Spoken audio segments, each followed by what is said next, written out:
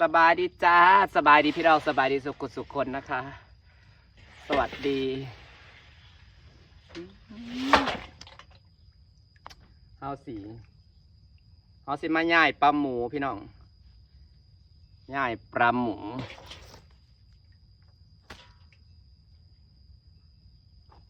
เทสกตาแหละง่ายปลาหมูกันเด้อ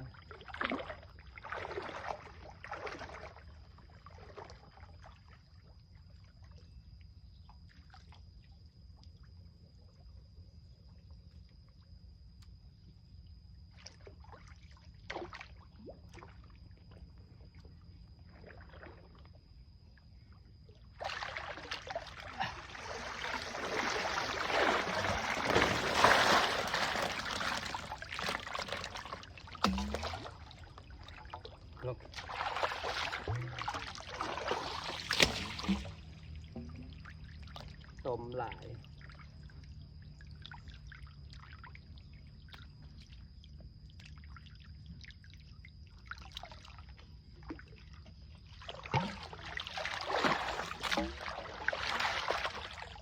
มาย่าแหละก็มาเอาท่อออกจากต้มน้ำพี่น้องนี่ท่อจะไปไหวฝุ่นกินต้มมันอยากลงหลาย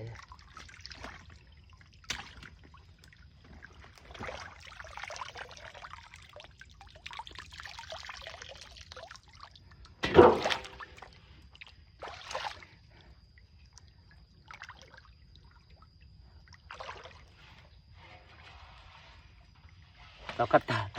กตาไม่ไผ่ก็เด้อ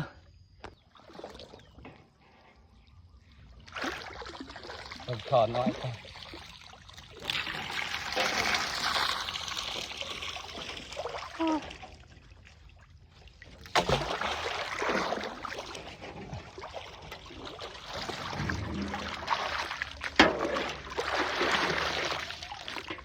ตัวใหญ่เด้พี่น้องนี่ตัวใหญ่เลย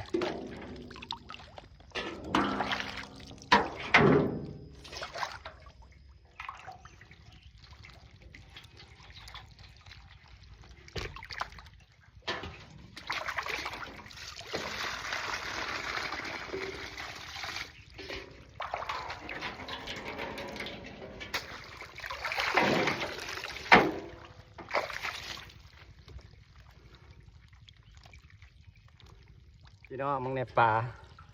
ปลาหมูจะเอาไปใส่พุ่นจะเอาไปใส่พุ่นความงาม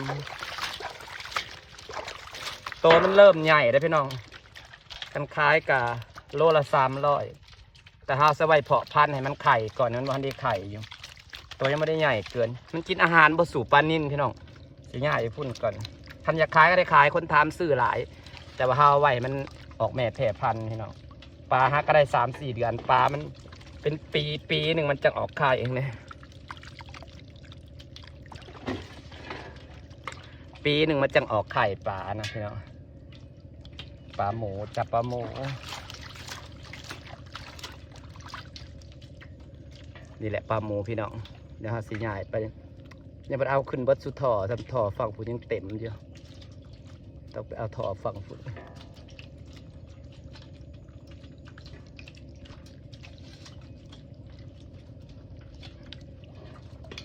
เดี๋ยวเอาไปลงน้องฝุ่นนี่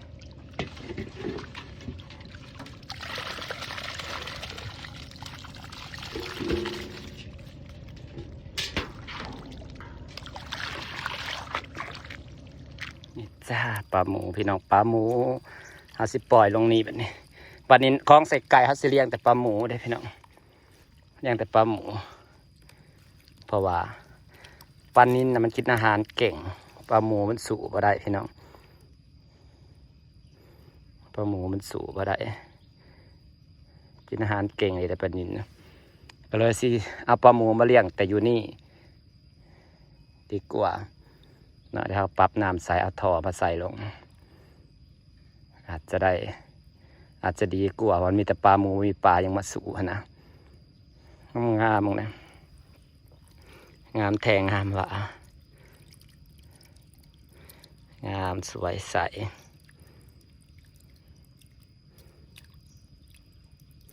สวยขาวคักขนาด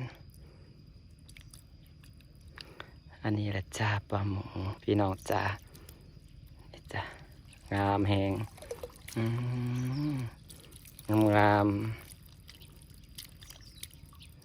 เด้ปลาหมูเอ้ยอยู่ในสระกับอีกเครื่องหนึ่งซ้ำเฮากับเอาขึ้นมาปล่อยนี่ซ้ำจับได้พี่น้องเดี๋ยวพุ่นกะเอาไปปล่อยให้มันออกไม่แพร่พันธุ์ในนั้นปี2 ปีมาแล้วหลังเกี่ยวเขาเลยเพื่อนพี่น้องเพราะว่าเขาเลี้ยงเขาอยากให้มันพอไม่แพร่พันธุ์เขาไม่ได้เลี้ยงแบบว่าจับเลี้ยง2-3 เดือนแล้วจับขายนะปล่อยลงนี่ก่อนแต่เสียดายตอนนั้นไฟสอดตายประมาณ3-4 โลดีเลยลงแล้วเราจะเอาท่อมาใส่ในบัดนี้เราจะไปเอามาเพิ่มอีกก่อนฟังเรายังไม่ได้จับท่อรอบนี้รอบ2พี่น้องรอบ2ที่เราจะเอามาปล่อยรอบ2ปล่อยตรงนี้นี่งามๆทางลายก็มีประมาณจะ100เลยวันนี้เมื่อกี้กับประมาณ200มัน400ตัวพอเลยตอนนั้นป้าให้มันอยู่น้องใหญ่ถามมาเบิ่งมันสิออกแม่แพร่พันธุ์แบบใดพี่น้องทดลองเลือกครั้งแรกเนาะก็ค่อยเป็นค่อยไปเริ่มสิเป็นแม่พันธุ์เลยได้นี่ตัวใหญ่เลยนี่พี่น้องบ่ตัวบักใหญ่เลยเด็ดตัวตุยตัวใหญ่เลยแม่ออกมาเลี้ยงแต่มันตัวนั้นแต่ก่อนเขาก็บอกคิดว่าปลานิ่นสิลายปลานั่นนะพี่น้องปลานิ่นจะมาแต่ใส่กระดอกกระเดียปลานิ่นลายเลยสิแง่ออกมาเลี้ยงสู่คลองใส่ไก่ไปใส่ตัวน้อยก็ใส่กองน้อย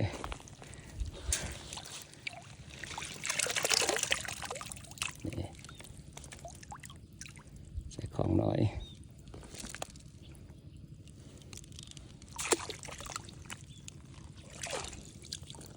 เอาท่อมาให้ด้วยบัดนี้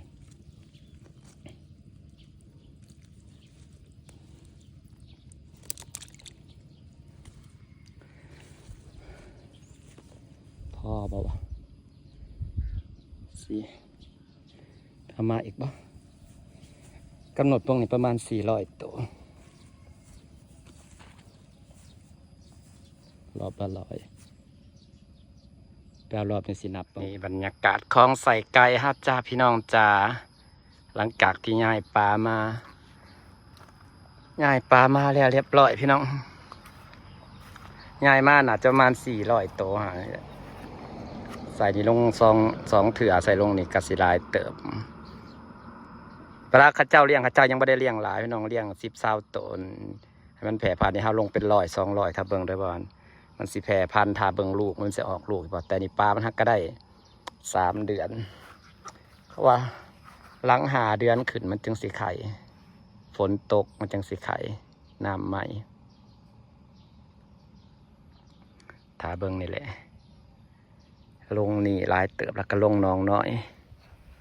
ถ้าเบิ่งว่ามันสิแผ่พันธุ์บอกพี่น้องเอาแยกออกมาจังสี่ตรงพุ่นกับเป็นปลาผสมปลาหมูแน่ปลานิ่นแน่ผสมกันจะพุ่นลงอยู่นี่ประมาณ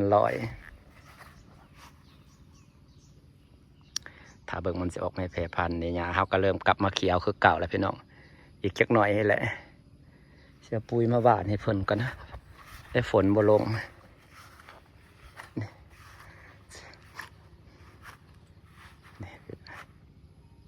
บรรยากาศของใส่ไก่ครับต้นอันนี้ก็กำลังแตกยอดต้นใดสีหลอดต้นใดสีเหลืองพี่น้องกระทางดอกทางหญ้าดอกกระเจียวด้วยเครื่องหนึ่งฝนเที่ยวตกเที่ยวหยุดเที่ยวตกเที่ยวหยุดทางหญ้าตัวนี้นะที่ก็ของสลอยเลยนะปลูกนะแบบมันขึ้นต้นใหญ่ก็ของสลอยดิป้าแต่สิกิมกันอยู่ถ้าเบิ่งพี่น้อง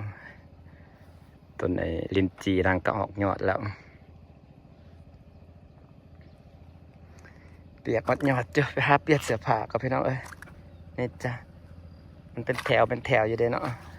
นางปลูกเป็นแถวนางใหญ่หัวมันเป็นแถว ย้ายหัวเป็นแถวย้ายหัวเป็นแถวมันออกมาจังสีงามสะอ่อนนั่งมันเอามาแต่เฮือดชาวลอยนั่นกินฮอตกระต้มมาม่านางว่าแสบดีมันบกคิวขึ้นดอกกระเจียวป่าผู้สุดเหล่งผู้ซัมซิลายบรรยากาศสีเขียวพี่น้องสีเขียวของคลองสายไก่เฮาสีเขียวกลับขึ้นมาอีกแล้วจ้าบางกี้ตอนซ่อมแล้วมันอยากเหลืองตอนนี้สีเขียวกลับขึ้นมาแล้วพี่น้องนี่จ้าสิฝากบรรยากาศไว้ซ้ำนี้เด้อพี่น้องจ้าไม่บายจ้าของใส่ไก่รอจ้าเปลี่ยนเสื้อผ้าก่อนโอ้ยหยานะโพดโพสิมาถางหยาเท่านี้กันนะต้นมะพร้าวเขาก็เริ่มใหญ่เลยต้นมะพร้าวเห็นบ่พี่น้องมันได้ผงโรยก็เริ่มออกยอด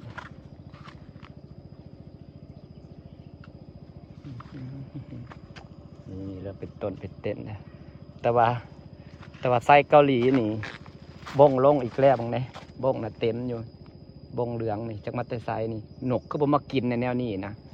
วนปลาข่อยคือวนดีทั้งนี้บงเต็มเลยพี่น้องเอายามาสีดอีกกันนะต้องสีดยาเป็นบ่อเหลืองขาวเลยศัตรูพืชนี่มันสุดยอดเลยเนาะลายเลย